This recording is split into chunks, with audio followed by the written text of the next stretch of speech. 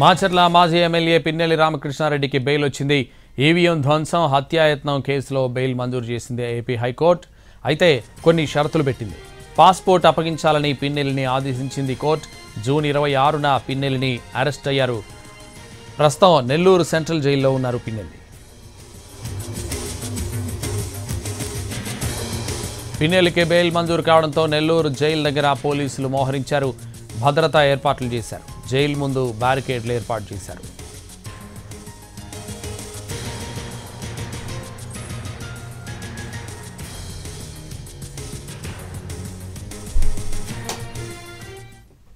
మాచర్ల మాజీ MLA Pinnelli రామకృష్ణారెడ్డికి bail మంజూరైంది.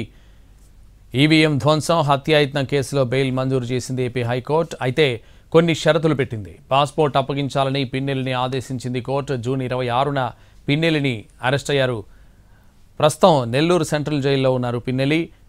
ఇదే విషయానికి సంబంధించి మరింత సమాచారం మా ప్రతినిధి శ్రీకాంత్ లైవ్లో అందిస్తారు. శ్రీకాంత్,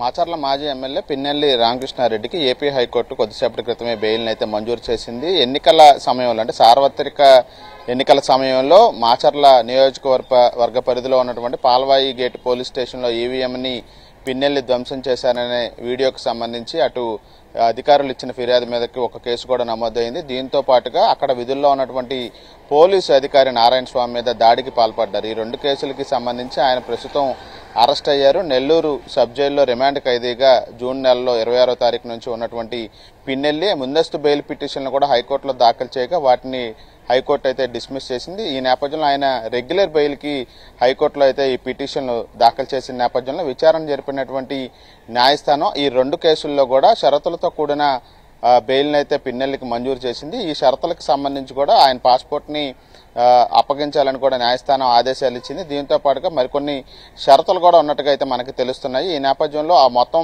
షరతులకు సంబంధించిన అంశాలు కొద్దిసేపట్లో కోర్టు తీర్పు కాపీ బయటకు వచ్చిన తర్వాత అయితే తెలుస్తుంది. దీంతో పాటుగా బెయిల్ వచ్చిన నేపథ్యంలో ఆయనకి విడుదలకు సంబంధించి కూడా అక్కడ నెల్లూరు సబ్ జైలు దగ్గర కూడా ఏర్పాట్లు కూడా సిద్ధమైనట్టుగా తెలుస్తుంది. ప్రొసీజర్ మొత్తం కూడా పూర్తయితే ఇవాళే ఆయన బయటకు వచ్చే అవకాశాలు ఉంటాయి. లేకపోతే కనుక రేపు ఉదయం పిన్నెల్లి జైలు నుండి బయటకు వస్తారని చెప్పైతే మనకి తెలుస్తా ఉంది. Santosh. Right, thank you Srikanth.